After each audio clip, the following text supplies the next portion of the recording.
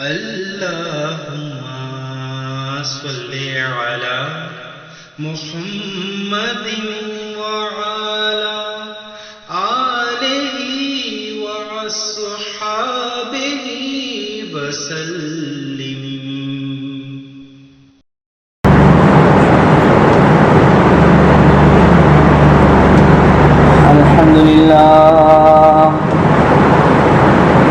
الحمد لله نحمده ونستعينه ونستغفره ونؤمن به ونتوكل عليه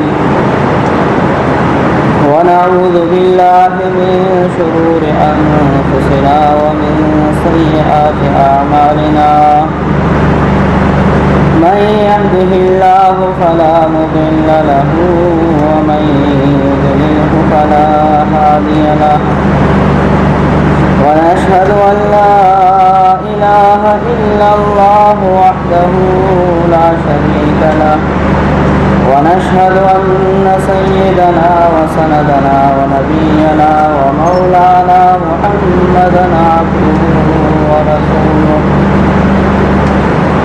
صلى الله تعالى عليه وعلى آله وأصحابه وسلم تسليما كثيرا كثيرا.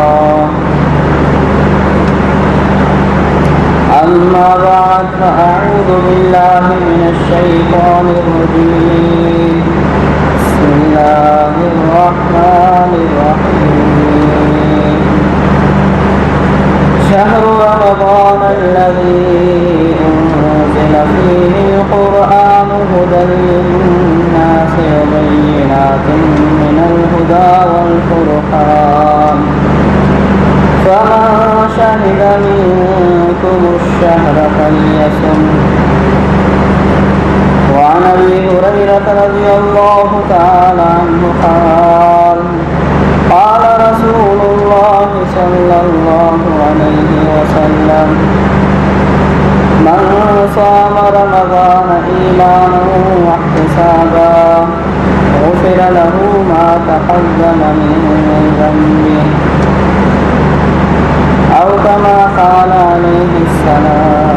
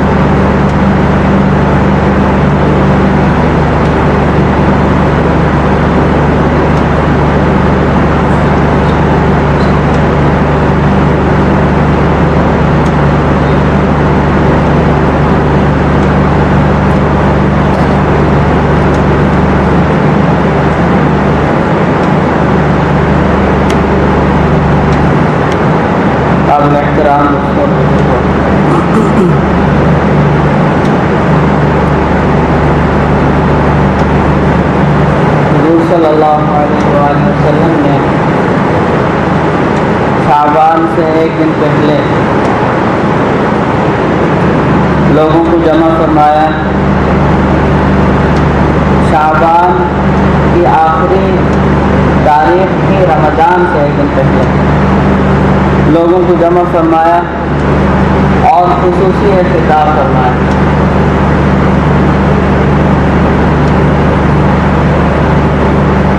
رمضان کا مہینہ ایک بابرکت مہینہ ہے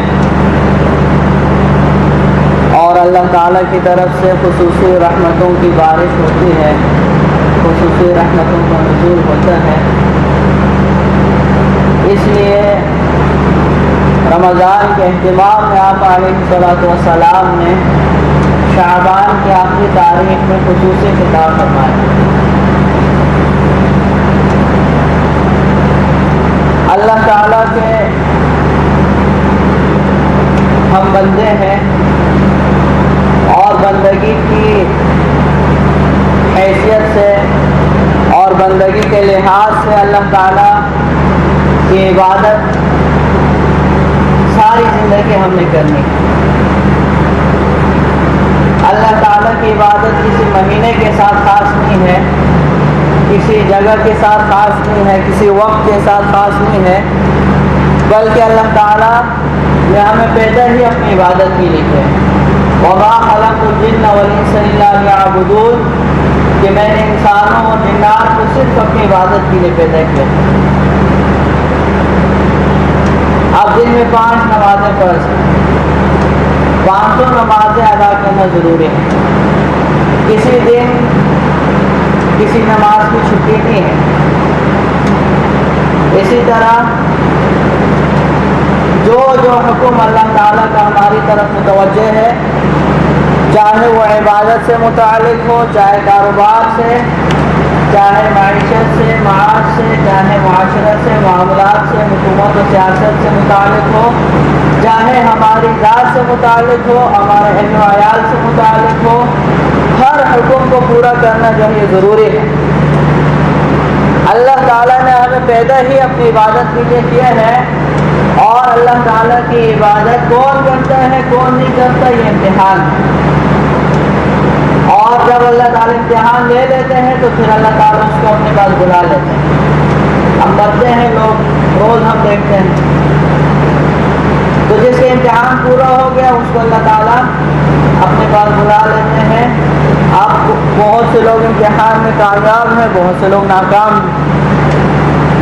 امتحان میں کامیاب وہ لوگ ہیں جنہوں نے اللہ تعالیٰ کے احکامات کے مطابق زندگی گزاری، اور جنہوں نے اللہ کے احکامات کے مطابق زندگی نہیں گزاری، اپنی مرضی کی نماز کبھی پڑھی کبھی نہیں پڑھی، روزہ رکھا کبھی نہیں رکھا، زکوٰۃ کبھی دی کبھی نہیں دی، ایسے لوگ امتحان میں ناکام ہیں۔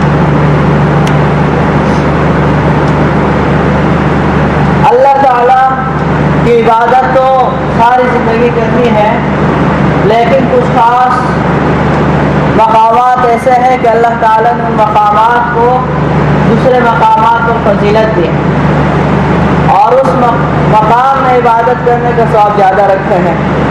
مثلا بیت اللہ ہے، حرم ہے، مسجد نبوی ہے۔ اب زمین کے حصے ہیں، لیکن اللہ تعالیٰ نے پوری زمین، پوری کائنات میں سب سے زیادہ فضیلت ان کو دی ہے، حرمین شریفین کو۔ اسی طرح ایک مسجد ہے اور ایک گھر ہے۔ اب جو لوگ مسجد آ کے نماز پڑھتے ہیں ان کو 27 درجہ ثواب ملتا ہے، جو گھر میں ہی پڑھ لیتے ہیں ان کو 1 درجہ ثواب ملتا ہے۔ مسجد کی فضیلت ہے۔ تو اللہ تعالیٰ ہی نے بعض مقامات کو بعض مقامات کی فضیلت دی ہے، اور اسی طرح اللہ تعالیٰ ہی نے بعض اوقات کو بعض اوقات کی فضیلت دی ہے۔ اب رمضان المبارک کا مہینہ ہے، تمام مہینوں کا اللہ تعالیٰ نے رمضان المبارک کے مہینے کو فضیلت دی ہے۔ اب لیلۃ القدر ہے، ایک رات ہی ہے، لیکن اللہ تعالیٰ نے تمام راتوں پر اس کو فضیلت دی۔ اب جمعے کا دن ہے، ایک دن ہی ہے، لیکن اللہ تعالیٰ نے بہت سی حکمتوں کی وجہ سے اور اپنے علم کی بنیاد پر جمعے کے دن کو فضیلت دی ہے باقی دنوں پر۔ تو اب یہ جو خاص مقامات کی فضیلت ہوتی ہے یا خاص اوقات کی فضیلت ہوتی ہے، اس کا مطلب یہ نہیں ہوتا کہ اسی جگہ میں جا کے ہم عبادت کریں گے، اس کے علاوہ کسی اور جگہ میں عبادت ہی نہیں کریں گے۔ یہ بے دینی ہے، یہ جہالت ہے۔ اور اسی طرح کسی خاص وقت کو اللہ نے فضیلت دی ہے تو اس کا یہ مطلب نہیں ہوتا کہ بس رمضان المبارک ہی میں عبادت نہیں کرنی ہے، غیر رمضان میں عبادت ہی نہیں کرنی، جمعے ہی کی نماز پڑھنی ہے، باقی نمازوں کی چھٹی۔ یہ بے دینی ہے، یہ جہالت ہے، یہ گمراہی ہے، اور اللہ تعالیٰ کی ناراضگی کا سبب ہے۔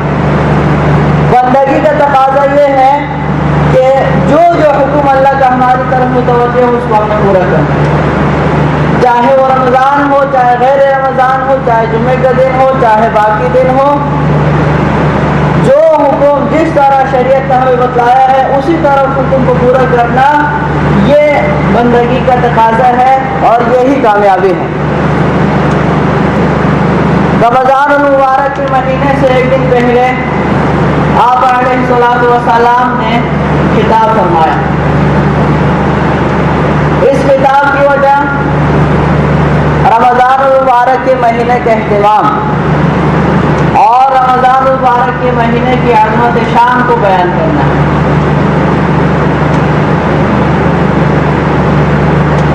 ایک حدیث بات میں آتا ہے عن ابي هريره رضي الله تعالى عنه قال قال رسول الله صلى الله عليه وسلم اذا كان اول ليله في شهر رمضان کہ جب رمضان المبارک کی پہلی رات ہوتی ہے صفدت الشیاطین ومرضت الجن، جو سرکش شیاطین ہیں اور جو سرکش جنات ہیں ان کو قید کر لیا جاتا ہے. اب یہ رمضان المبارک کی برکات کا بیان ہے. رمضان المبارک کے اہتمام اور عظمت شان کا جو ہے بیان ہے. خود حضور علیہ الصلوۃ والسلام بیان فرما رہے ہیں کہ جب رمضان المبارک کی پہلی رات ہوتی ہے، جب چاند نظر آ جاتے ہیں تو صفدت الشیاطین ومرضت الجن، شیاطین اور سرکش جنات کو قید کر لیا جاتا ہے. اور ان کو قید کرنے کی وجہ یہ بیان کی ہے تاکہ امت محمدیہ کے روزے خراب نہ کریں، ان کی عبادات جو ہے خراب نہ کریں.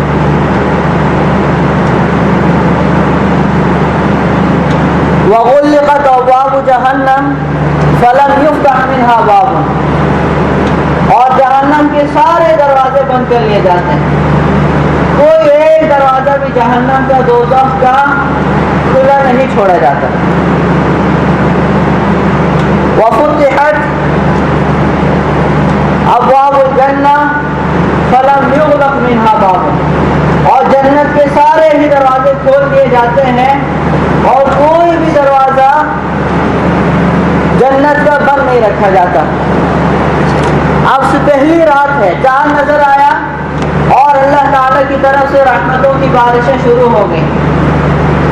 جنت کے سارے دروازے کھول دیے گئے، کوئی دروازہ بند نہیں رکھا گیا. جہنم کے سارے ہی دروازے بند ہو گئے اور کوئی بھی دروازہ اس کو کھلا نہیں رہا. اور شیاطین قید کر لیے گئے، جنات جو ہے وہ قید کر لیے گئے تاکہ مسلمانوں کو عبادت کرنے دیں اور مسلمانوں کی عبادت میں خلل نہ ڈالیں. ہم دیکھتے ہیں کہ رمضان کا مہینہ آتا ہے، لوگ خود بخود مسجدوں کی طرف رواں ہوتے ہیں، عبادات کی طرف شوق بڑھ جاتا ہے اور عبادت میں جی لگنے لگتا ہے اور قرآن کی تلاوت بڑھ جاتی ہے، ذکر و اذکار کی کثرت ہو جاتی ہے. حالانکہ نہ کسی نے ترغیب دی، نہ کسی نے سمجھایا، نہ کسی نے وعظ و نصیحت کی، خود بخود لوگ اللہ تعالیٰ کی دین کی طرف متوجہ ہو جاتے ہیں. تو وجہ کیا ہے کہ صفدت الشیاطین ومرضت الجن، شیاطین اور سرکش جنات جو ہے وہ قید کر دیے جاتے ہیں. اور پھر آگے آتا ہے وَيُنَادِي مُنَادٍ، ایک پکارنے والا پکارتا ہے.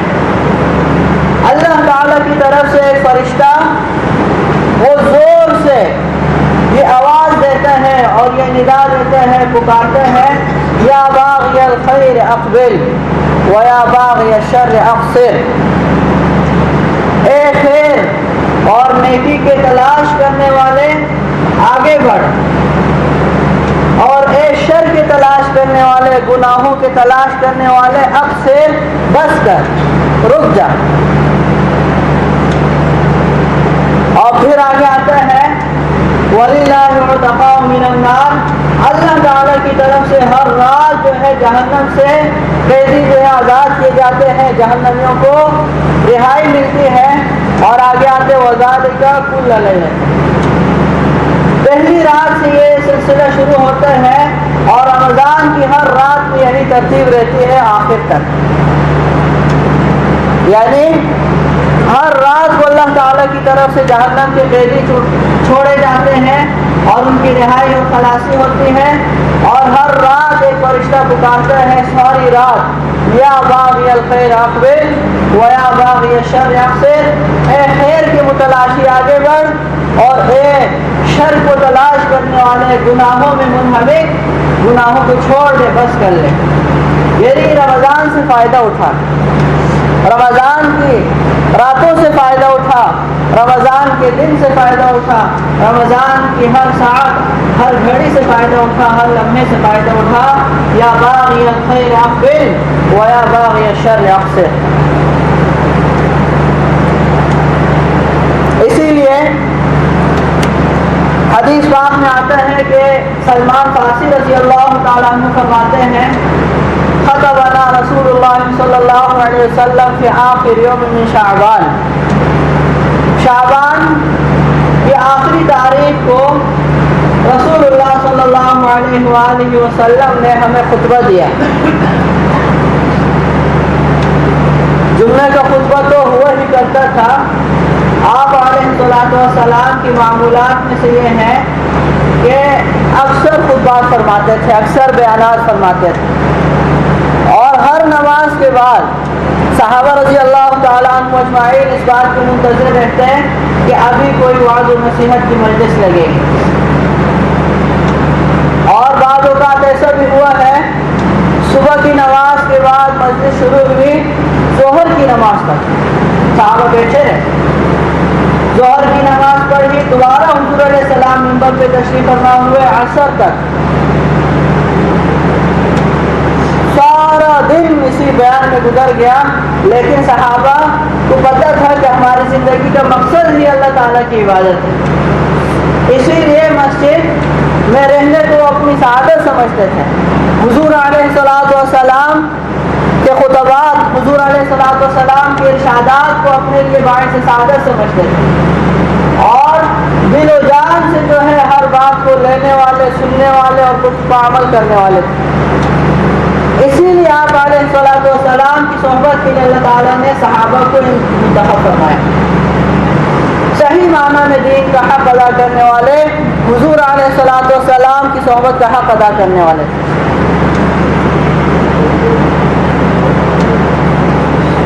تو سلمان فارسی رضی اللہ تعالیٰ عنہ فرماتے ہیں کہ رسول اللہ صلی اللہ علیہ وسلم منبر پر جلوہ افروز ہوئے اور خطاب فرمایا۔ کیا خطاب فرمایا؟ فقال یا ایھا الناس قد اظلکم شہر عظیم، شہر مبارک، شہر فیہ لیلۃ خیر من الف شہر۔ اے لوگوں، تمہارے اوپر ایک عظیم مہینہ سایہ افغن ہے، ایک عظیم اور ایک بلند و بالا مہینہ تمہارے سروں پر منڈلا رہا ہے اور آنے کو ہے۔ پھر آگے فرمایا شہر مبارک، بڑی برکت والا مہینہ ہے، بابرکت مہینہ ہے، ہر آن ہر گھڑی اللہ تعالیٰ کی رحمتیں اور برکتیں یہاں نازل ہوتی ہیں۔ اور پھر فرمایا شہر فیہ لیلۃ خیر من الف شہر، ایسا مہینہ ہے کہ اس مہینے میں ایک رات ایسی ہے جو 1000 مہینوں سے بڑھ کر ہے۔ 1000 مہینے 83 سال سے کچھ اوپر بنتے ہیں، اور یہ فرمایا کہ 1000 مہینوں سے بڑھ کر ہے، یہ نہیں فرمایا کہ 1000 مہینوں کے برابر ہے، 1000 مہینوں سے بڑھ کر ہے۔ ہماری امت یہ جو سب سے زیادہ عمر ہوتی ہے وہ یہی ہوتی ہے 80 90 100 کے قریب۔ فرمایا کہ 1000 مہینوں سے بڑھ کر ہے ایک رات اس مہینے کی، وہ خاص رات ہے جس کو لیلۃ القدر کہا جاتا ہے۔ پھر آگے فرمایا جعل اللہ صیامہ فریضہ، اللہ تعالیٰ نے اس مہینے کے روزوں کو فرض قرار دیا ہے۔ فرض جس کو کہا جاتا ہے کہ جس کا کرنا ضروری ہے، کسی حال میں اس کو چھوڑنا نہیں ہے۔ ہاں اگر اللہ تعالیٰ نے خود اجازت دی ہے چھوڑنے کی، اس صورت میں اس کا چھوڑنا جائز ہے۔ پچھلے جمعہ اس کے مسائل بیان ہو گئے۔ اللہ تعالیٰ نے اس مہینے کے روزوں کو فرض قرار دیا ہے۔ اللہ تعالیٰ نے کہاں فرض قرار دیا؟ قرآن کریم اللہ تعالیٰ نے فرمایا یا ایھا الذین آمنوا کتب علیکم الصیام کما کتب علی الذین من قبلکم لعلکم تتقون، اے ایمان والو تم پر روزے فرض قرار دیے گئے ہیں اور یہ صرف تمہاری خصوصیت نہیں ہے، تمہیں اگر روزہ بھاری معلوم ہو، مشکل معلوم ہو تو سن لو کہ کما کتب علی الذین من قبلکم، تم سے پہلے جو مسلمان ہو گزرے ہیں ان پہ بھی روزے فرض تھے۔ اور آگے پھر فرمایا من شہد منکم الشہر فلیصمہ، لہذا جو رمضان کا مہینہ پائے تو اس کا روزہ فرض ہے، وہ روزہ ضرور رکھے گا۔ اسی کو حدیث پاک میں فرمایا جعل اللہ صیامہ فریضہ، اللہ تعالیٰ نے رمضان المبارک کے روزوں کو فرض قرار دیا ہے۔ اگر کوئی مسافر ہے یا مریض ہے اس کو تو چھوڑنے کی اجازت ہے، باقی کسی کو چھوڑنے کی اجازت نہیں ہے۔ یا کوئی شیخ فانی ہے، شیخ فانی کہا جاتا ہے ایسے بوڑھے شخص کو جو اتنا بوڑھا ہو چکا ہے کہ اب وہ روزے رکھنے کے قابل نہیں ہے، باقی کسی کو بھی روزہ چھوڑنے کی اجازت نہیں ہے۔ اور پھر آگے فرمایا وقیام لیلۃ تطوعا، اور رمضان المبارک میں رات کے قیام کو یعنی تراویح کی نماز کو سنت قرار دیا۔ حدیث پاک میں آتا ہے رسول اللہ صلی اللہ علیہ وآلہ وسلم نے فرمایا، دوسری حدیث ہے کہ اللہ تعالیٰ نے رمضان کے روزوں کو فرض قرار دیا ہے اور میں نے رمضان کے قیام کو سنت قرار دیا ہے۔ اور تراویح کو بہت سے لوگ سمجھتے ہیں کہ یہ نفل ہے، تراویح نفل نہیں ہے بلکہ سنت مؤکدہ علی الکفایہ ہے۔ یعنی اگر مسجد میں باجماعت تراویح کا انتظام نہ ہو، سارے محلے والے گناہگار ہوں، اور ہر شخص پر انفرادی طور پر یہ سنت مؤکدہ ہے، بلا عذر کے چھوڑنے والا گناہگار ہے۔ اور تراویح کی تعداد 20 رکعت ہے۔ بہت سے لوگ 8 رکعت تراویح پڑھتے ہیں اور پھر جو ہے وہ سمجھتے ہیں کہ ہم نے تراویح کی نماز پڑھ لی، ان کی تراویح کی نماز نہیں ہوئی، وہ قرآن پاک کے سنت سے بھی محروم رہ گئے، اس لیے کہ پورے قرآن کا سننا بھی سنت ہے، اور 20 رکعت تراویح مستقل سنت ہے، نہ ان کے قرآن کی سنت کبھی پوری ہوتی ہے اور نہ جو ہے تراویح کی سنت کبھی ان کی پوری ہوتی ہے۔ اب بہت سے لوگ کہتے ہیں کہ بھئی حضور علیہ الصلوۃ والسلام نے تو تراویح نہیں پڑھی یہ 20 رکعت۔ تو بات یہ ہے کہ آپ علیہ الصلوۃ والسلام نے ہمیں یہ فرمایا ہے علیکم بسنتی و سنت الخلفاء الراشدین المہدیین بعدی، تم پر میری بھی سنت لازم ہے اور میرے بعد جو خلفاء راشدین آئیں گے ان کی سنت بھی تم پر لازم ہے۔ اور سب سے بڑی بات قرآن کریم اللہ تعالیٰ نے فرمایا ہے وَمَن يُشَاقِقِ الرَّسُولَ مِن بَعْدِ مَا تَبَيَّنَ لَهُ الْهُدَىٰ وَيَتَّبِعْ غَيْرَ سَبِيلِ الْمُؤْمِنِينَ نُوَلِّهِ مَا تَوَلَّىٰ وَنُصْلِهِ جَهَنَّمَ وَسَاءَتْ مَصِيرًا، کہ جو آدمی اللہ کی مخالفت کرے گا، اللہ کے رسول کی مخالفت کرے گا اور مسلمانوں کے راستے کے علاوہ کوئی راستہ تلاش کرے گا، مسلمانوں کے راستے کے علاوہ کسی راستے پہ چلے گا، نُوَلِّهِ مَا تَوَلَّىٰ، تو جس طرف ہوگا ہم اسی طرف اس کو جانے دیں گے، وَنُصْلِهِ جَهَنَّمَ، آخر میں اس کو جہنم میں پہنچائیں گے۔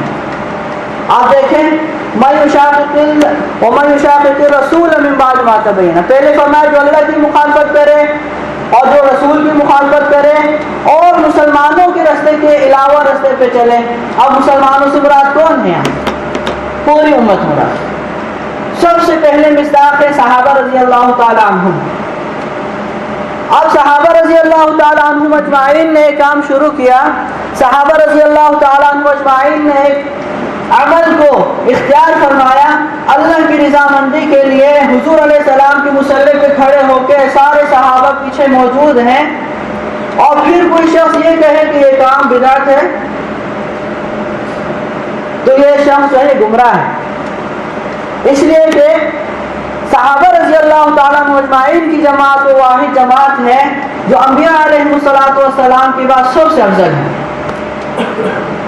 صحابہ رضی اللہ تعالیٰ عنہ اجمعین کی واحد وہ جماعت ہے جس پر براہ راست آپ علیہ الصلوۃ والسلام کی محنت ہوئی ہے، اور آپ علیہ الصلوۃ والسلام جو کہ پوری امت کے مربی ہیں، سب سے پہلے شاگرد آپ علیہ الصلوۃ والسلام کی کون ہیں؟ صحابہ رضی اللہ تعالیٰ عنہ اجمعین۔ اور ایسا مجمع تیار کیا کہ فرشتے بھی ان پہ رش کرتے تھے۔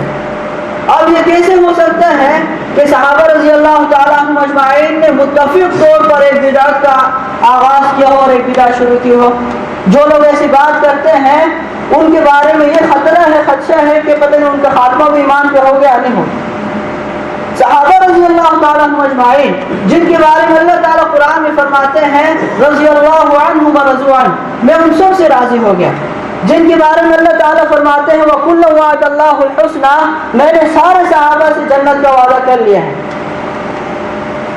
جن کے بارے میں اللہ تعالیٰ نے حضور علیہ السلام کو فرمایا کہ لَقَدْ مَنَّ اللَّهُ عَلَى الْمُؤْمِنِينَ إِذْ بَعَثَ فِيهِمْ رَسُولًا مِنْ أَنفُسِهِمْ يَتْلُو عَلَيْهِمْ آيَاتِهِ وَيُزَكِّيهِمْ وَيُعَلِّمُهُمُ الْكِتَابَ وَالْحِكْمَةَ، کہ حضور علیہ السلام کو ہم نے اس لیے بھیجا کہ مسلمانوں پر احسان ہو، اور حضور علیہ السلام مسلمانوں کو تعلیم دیں گے، مسلمانوں کو قرآن سکھائیں گے، مسلمانوں کو حدیث کی تعلیم دیں گے، ان کو پاک و صاف کریں گے، ان کے سامنے قرآن کی تلاوت کریں گے۔ اب یہ ان کے سامنے ان پر محنت، ان سے مراد کون ہے؟ ہم اور آپ، صحابہ مراد ہیں۔ اب جو شخص یہ کہے کہ صحابہ نے دین کو سمجھا نہیں، صحابہ نے دین پہ صحیح معنی میں عمل نہیں کیا، خدا نخواستہ صحابہ نے بدعت کا آغاز کیا، تو اس کا مطلب تو یہ ہوا کہ حضور علیہ السلام کی ساری محنت رائگاں چلی گئی اور الیاذ باللہ حضور علیہ السلام دنیا میں کامیاب ہو کے نہیں گئے۔ اس کا تو یہ مطلب ہوا۔ اپنی سستی کاہلی کی وجہ سے اگر کوئی 20 رکعت نہیں پڑھتا تو وہ نہ پڑھے، بھلے جائے، لیکن یہ نہ کہے کہ یہ بدعت ہے۔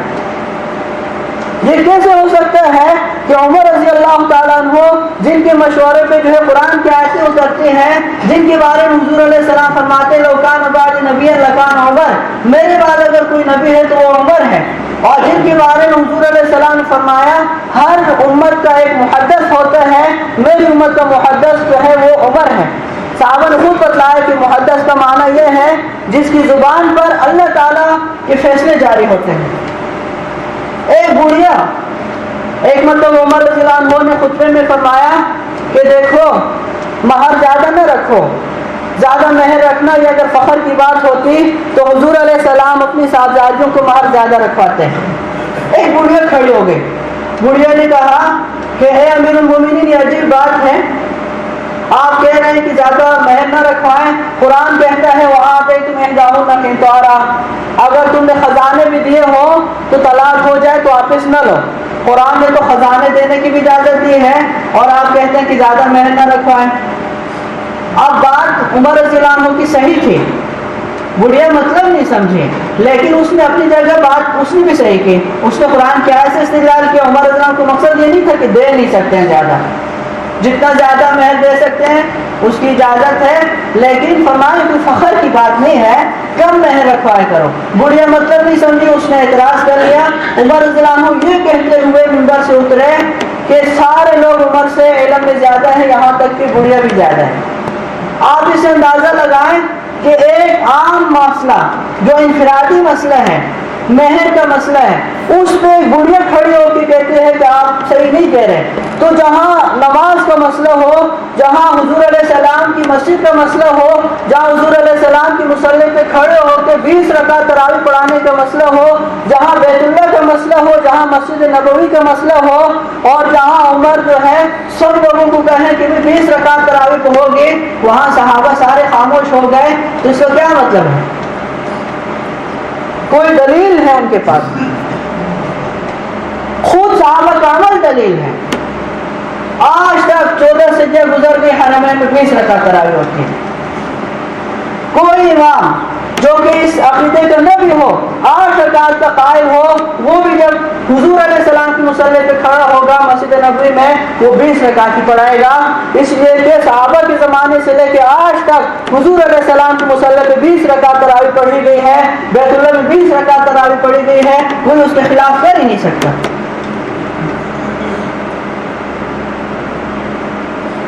تو اسی لیے حضور علیہ السلام نے فرمایا کہ میں نے تراویح کو سنت قرار دیا، اور اس کو کتنی بڑی فضیلت ہے۔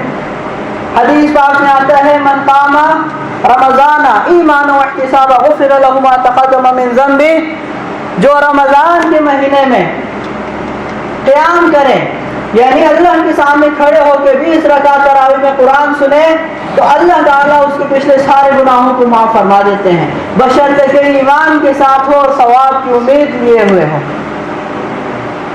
پھر آگے فرمایا حضور علیہ الصلوۃ والسلام نے من تقرب فیہ بخصلۃ من الخیر، یہ ایسا مہینہ ہے رمضان المبارک کا کہ اس مہینے میں جو شخص کوئی بھی نفلی نیکی کرے، کوئی بھی نفل نماز پڑھ لے، صدقہ دے دے، کوئی بھی ذکر و اذکار کر لے، کوئی بھی نفل نیکی کر لے، کان کمن ادا فریضۃ فیما سوا ہو، نفل کا اس کو اتنا بڑا ثواب ملے گا جیسا کہ فرض کا ثواب ہوتا ہے باقی مہینوں میں۔ فرض کا کتنا بڑا ثواب ہے، ساری زندگی کے نوافل 2 رکعت فرض کے برابر نہیں ہو سکتے، اس لیے کہ فرض اللہ نے فرض کیا ہے۔ ایک آدمی ساری رات نماز پڑھے اور صبح کی نماز قضا کر دے، کوئی فائدہ اس کو نہیں ہوا۔ فرض فرض ہے، نفل نفل ہے۔ جو شخص رمضان المبارک میں کوئی نفل ادا کرے گا، کان کمن ادا فریضۃ فیما سوا ہو، اس کو اتنا بڑا ثواب ملے گا جیسا کہ غیر رمضان میں کوئی شخص فرض ادا کرے۔ اور آگے آتا ہے ومن ادا فریضۃ فیہ کان کمن ادا 70 فریضۃ فیما سوا ہو، جو رمضان المبارک کے مہینے میں فرض ادا کرے گا اس کو اتنا بڑا ثواب ملے گا جیسا 70 فرض اس نے ادا کیا۔ ایک نماز پڑھی 70 فرضوں کا ثواب ملے گا، ایک روزہ رکھا یہ بھی فرض ہے 70 روزوں کا ثواب ملے گا، ایک مرتبہ زکوٰۃ ادا کی 70 زکوٰۃ ادا کرنے کا ثواب ملے گا۔ کوئی بھی فریضہ ادا کیا رمضان المبارک میں اس کو اتنا بڑا ثواب ملے گا جیسے کہ 70 فرض اس نے ادا کیے ہوں۔ اور پھر آگے فرمایا وہ شہر الصبر، یہ صبر کا مہینہ ہے، رمضان المبارک جو ہے یہ صبر کا مہینہ ہے۔ اب دیکھیں آدمی جو ہے اپنے خون پسینے کی کمائی کو ہاتھ نہیں لگاتا، صبر کرتا ہے، بھوک لگی ہوئی ہے لیکن صبر کرتا ہے، پیاس لگی ہوئی ہے، حلق اس کا خشک ہے، تالو خشک ہے، زبان خشک ہے، ہونٹ اس کے خشک ہیں اور پیاس سے اس کا برا حال ہے، نڈھال ہے، لیکن بند کمرہ ہے، کوئی بھی اس کو نہیں دیکھتا، فریج ہے، ٹھنڈا پانی ہے، لیکن وہ کہتا ہے کہ مجھے اللہ کا خوف ہے۔ اللہ کے خوف کی وجہ سے جو ہے وہ پانی ایک قطرہ جو اپنے حلق سے نیچے نہیں کرتا، تو وہ شہر الصبر، یہ صبر کا مہینہ ہے۔ وہ صبر ثواب الجنہ، اور صبر ایک اتنا بڑا عمل ہے کہ اس کا بدلہ سوائے جنت کے اور کچھ بھی نہیں ہے۔ جو آدمی صبر کرتا ہے وہ جنت ہی جائے گا۔ پھر آگے فرمایا وہ شہر المواسات، یہ ایک ایسا مہینہ ہے جس میں ایک دوسرے کے ساتھ خیرخواہی کی جاتی ہے، ایک دوسرے کے ساتھ ہمدردی کی جاتی ہے، یہ بھائی چارے کا مہینہ ہے، اس میں ایک دوسرے کے لیے آسانیاں پیدا کی جائیں، ایک دوسرے پر جو ہے شفقت کا معاملہ کیا جائے۔ اور ہمارے ہاں اس کی برعکس معاملہ ہے۔ ایک مہینہ پہلے میں کچھ خرید رہا تھا، اس نے وہ چیز مہنگی بتلائی، میں نے کہا کیوں یار یہ چیز کیوں مہنگی ہوگی؟ کہہ رہے مولوی صاحب رمضان آنے والا ہے۔ بھائی چارے کا مہینہ ہے، ایک دوسرے کے لیے آسانیاں پیدا کرو، ایک دوسرے کے ساتھ ہمدردی کرو۔ مواسات کی معنی کیا ہے؟ ایک دوسرے کے ساتھ مہربانیاں کرو۔ اور ہمارے ہاں اس کی برعکس معاملہ ہے، جو چیز پہلے 10 روپے کی ہے اب وہ 40 تک پہنچ جاتی ہے، جو 40 کی وہ 100 کو ٹچ کرتی ہے۔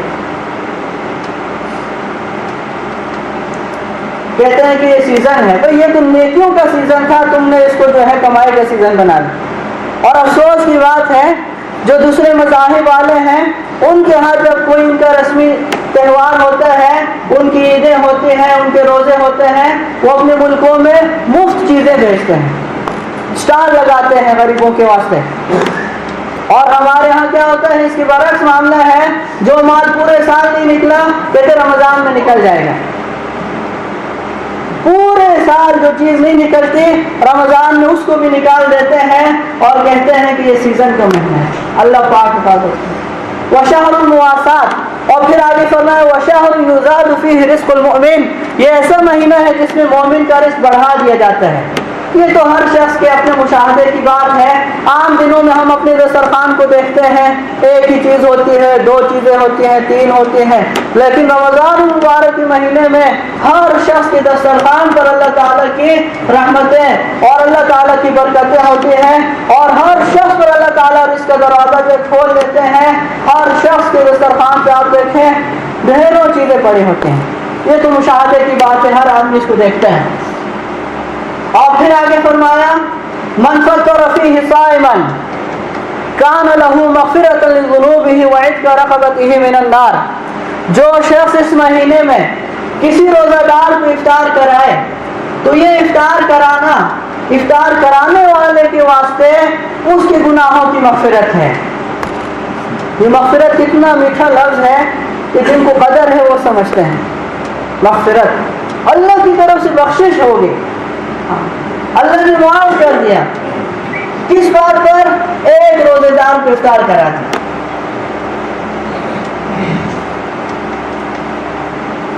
ایک جگہ ہم لوگ افطار کر رہے تھے، کچھ لوگوں نے ایک دیگ بنوائی تھی، خاص ان کا دسترخوان لگا تھا.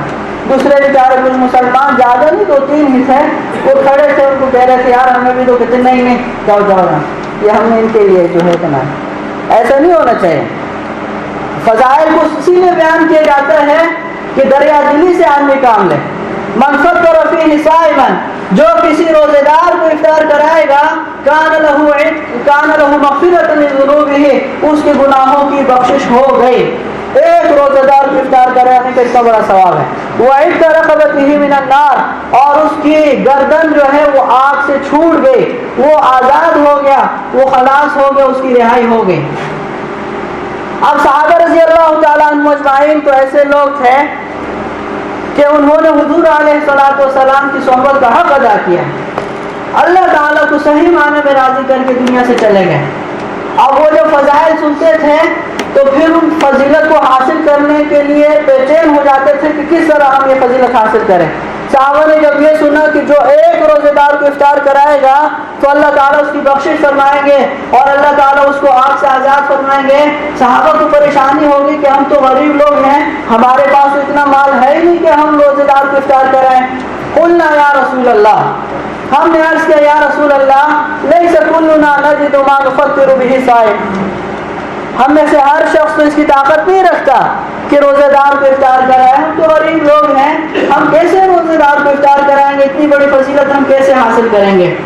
تو حضور علیہ الصلوۃ والسلام کے قربان، حضور علیہ الصلوۃ والسلام نے فرمایا یؤتی اللہ ھذا ثواب من فطر صائما علی مذقۃ لبن وتمرۃ وشربۃ ماء، کہ یہ فضیلت حاصل کرنے کے لیے ضروری نہیں ہے کہ روزے دار کو جو ہے سیر کیا جائے، بلکہ یہ جو فضیلت ہے یہ اللہ اس شخص کو بھی دیں گے جو کسی روزے دار کو ایک گھونٹ لسی پلا دے، ایک کھجور کھلا دے، ایک گھونٹ پانی ہی پلا دے، اللہ تعالیٰ اس کو بھی یہ فضیلت دیں گے. اب یہ تو ہر شخص کر سکتا ہے، ایک کھجور، ایک گھونٹ پانی. اسی لیے بہت سے لوگوں کو ہم نے دیکھا، اللہ نے ان کو یہ سعادت دی ہے، وہ باہر اپنے بچوں کو کھڑا کر دیتے ہیں، جو مسافر بیچارے دیر سے گھر جا رہے ہوتے ہیں، راستے میں جو ہے روزہ افطار ہو جاتا ہے تو یہ ان کو پانی دیتے ہیں. اب صرف پانی پلایا، بظاہر دیکھنے میں اتنا آسان کام کیا ہے، لیکن کتنی بڑی فضیلت ہے کہ اللہ تعالیٰ نے ان کے گناہوں کی مغفرت کر دی اور اللہ نے ان کو آگ سے آزاد کر دیا. اور جو روزے دار کو سیر کرائے، اس کا پیٹ بھر دے، اس کی الگ فضیلت ہے. آگے آتا ہے وَمَنْ شَبَّعَ صَائِمًا سَقَى اللَّهُ مِنْ حَوْضِ شَرْبَةً لَا يَظْمَأُ حَتَّى يَدْخُلَ الْجَنَّةَ، اور جو کسی روزے دار کو پیٹ بھر کے کھلا دے اور اس کو سیر کر دے، اللہ تعالیٰ ایسے شخص کو حوض کوثر سے، میرے حوض سے پانی پلائیں گے جس کے بعد اس کو پیاس نہیں لگے گی یہاں تک کہ جنت میں داخل ہو جائے گا. کتنی بڑی فضیلت. پھر آگے فرمایا وَهُوَ شَهْرٌ أَوَّلُهُ رَحْمَةٌ وَأَوْسَطُهُ مَغْفِرَةٌ وَآخِرُهُ عِتْقٌ مِنَ النَّارِ. یہ ایسا مہینہ ہے کہ اس کا پہلا حصہ رحمت ہی رحمت ہے، اور اس کا دوسرا حصہ اللہ تعالیٰ کی طرف سے مغفرت ہے، اور اس کا تیسرا حصہ جو ہے آخری حصہ آگ سے آزادی ہے. اور پھر آگے خاص فضیلت بیان کی، خاص عمل کی جس میں بہت کوتاہی ہوتی ہے. ومن خفف عن مملوکہ، جو آدمی اس مہینے میں اپنے غلام کو ہلکا کر دے، اپنی باندھی کا بوجھ کم کر دے. آج کل تو غلام باندیاں نہیں ہیں، آج کل نوکر ہوتے ہیں، ملازم ہوتے ہیں، مزدور ہوتے ہیں. تو اللہ تعالیٰ کے حبیب صلی اللہ علیہ وآلہ وسلم فرما رہے ہیں جو رمضان المبارک کے مہینے میں اپنے نوکر کا بوجھ کم کر دے، اپنے ملازم کا بوجھ کم کر دے، تو اللہ تعالیٰ غفر اللہ لہ، اس کی مغفرت فرما دے. اور وَعَتَقَهُ مِنَ النَّارِ، اللہ اس کو آگ سے بچا لیں گے، آگ سے اس کو آزاد کر لیں گے. اب دیکھیں وہ بھی تو بیچارہ مسلمان ہے، اس کا بھی روزہ ہے. اب بالکل اس کی پرواہ نہیں کی جاتی. ڈرائیور ہے، اس کو بس کہیں گے کہ بھئی آپ نے اس وقت آنا ہے. اب وہ بیچارہ باہر دھوپ میں کھڑا ہے، یہ صاحب اندر سوئے ہوئے ہیں، کوئی پرواہ نہیں ہے. اگر اس کا روزہ ہے تو اس کا بھی تو روزہ ہے. اپنی ملازمہ کو کہہ دیا کہ بھئی کل تم نے آ کے یہ ساری قالینیں صاف کرنی ہے، یہ سارے کپڑے دھونے ہیں، اوپر سین کو بھی صاف کرنا ہے، نیچے کا سین بھی صاف کرنا ہے، اور خود سو گئی. تو اللہ تعالیٰ اس پر کیا فضیلت عطا فرمائیں گے؟ جو شخص اپنے غلام، باندھی اور آج کل نوکر ہوتے ہیں، ملازم ہوتے ہیں، ان کا بوجھ ہلکا کر دے، اللہ تعالیٰ غفر اللہ لہ، اس کی مغفرت فرما دیں گے اور اللہ تعالیٰ اس کو آگ سے آزاد فرما دیں گے. تو بہت بڑا مہینہ آنے والا ہے. اللہ تعالیٰ اس مہینے کی صحیح قدر کی توفیق عطا فرمائے. صحیح معنی میں جو ہے رمضان المبارک جو ہے وہ خوش خوش ہم سے چلا جائے. اب بھی پتہ نہیں ہے کہ ہمیں رمضان مبارک ملتا ہے یا نہیں ملتا. یہ تو اللہ تعالیٰ ہی بہتر جانتے ہیں کہ کون رمضان المبارک تک جاتا ہے. ایک سیکنڈ کو پتہ نہیں ہے، ایک منٹ کو پتہ نہیں ہے. تو جس شخص کو رمضان مبارک مل جائے تو وہ اس کو غنیمت سمجھے. پتہ نہیں اگلے سال پھر رمضان مبارک آئے یا نہ آئے. پچھلے سال کتنے ہمارے ساتھی تھے جو موجود تھے، اس سال نہیں ہے. ابھی قریب میں فوت ہو گئے، اسی مہینے میں فوت ہونا. تو اللہ تعالیٰ صحیح معنی میں جو ہے ہمیں رمضان مبارک کی قدر کی توفیق عطا فرمائے. سنت